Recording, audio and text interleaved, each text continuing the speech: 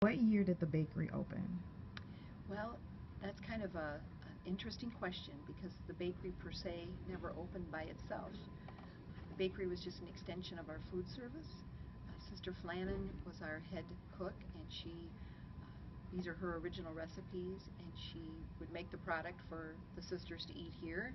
And when the sisters' families would come visit, or the sisters would send the bread to their families, pretty soon they wanted to buy the bread. We weren't selling the bread, so we were just giving the bread away, and eventually it came to the point of either we're going to learn to sell this bread and make this a production, or we just can't keep giving things away.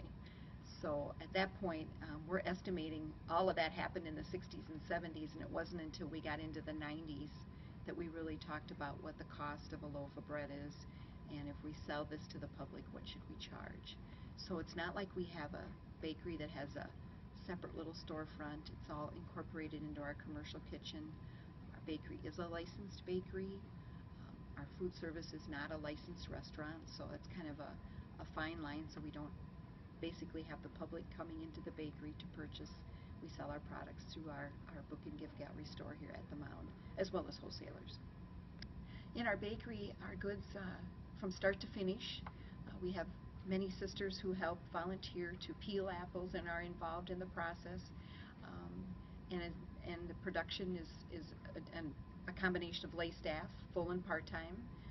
So it's just kind of part of our nature here at the Mound. And how many varieties of pies do you make?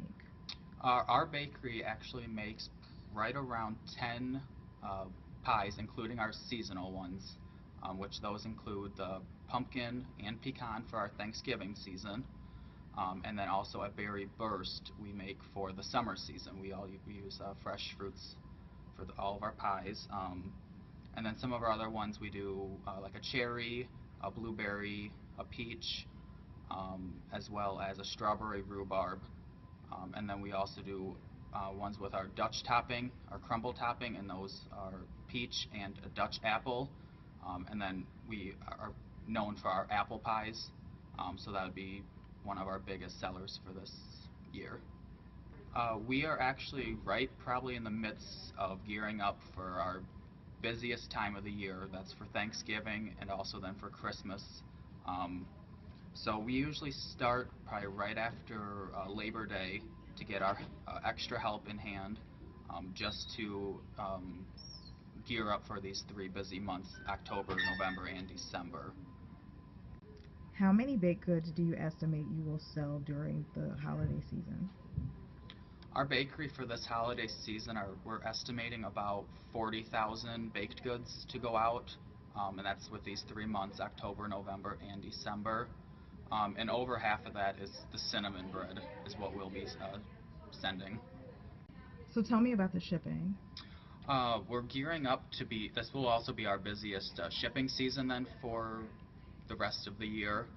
So we're estimating probably around 1,300 packages just in the month of December to be shipped out nationwide. And we almost hit every state except Hawaii that we shipped our product to. How long has Sinsinawa Bakery been at the Dubuque Farmers Market? Our records show that we've been at Farmers Market since the late 90s. So I think it all came about, like we talked earlier about in the 90s, determining a retail price for product.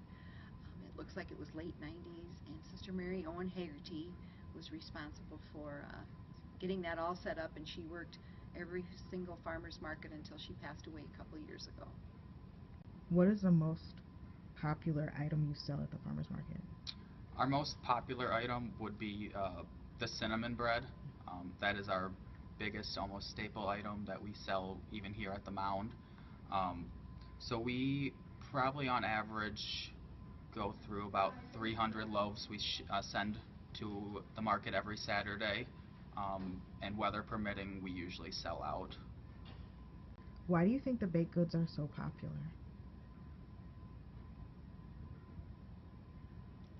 Well, go ahead, Michael. The biggest one, the answer for that would be, I know all of our customers, they either have some relationship to the Mound, whether it be with Sister Flannan, or any of the sisters that are their relatives. It's always that connection, like how we began.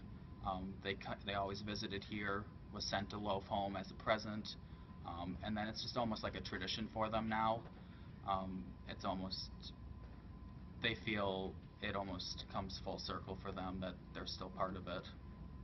I think sometimes some of them have had the sisters for teachers in different metropolitan areas, and it's a way for them to connect to the sisters. And then again, once they send it to people, then he starts getting a phone call about, can I order this bread? How can I get that? So it just has such a domino effect. Yeah, there's always usually a connection that starts with the sisters. And we hear back all the ways people make recipes with the cinnamon bread and all the things they do with all of our products. So it's always interesting. Sometimes we find out it goes on airplanes to give to the airplane pilots even. It's always interesting.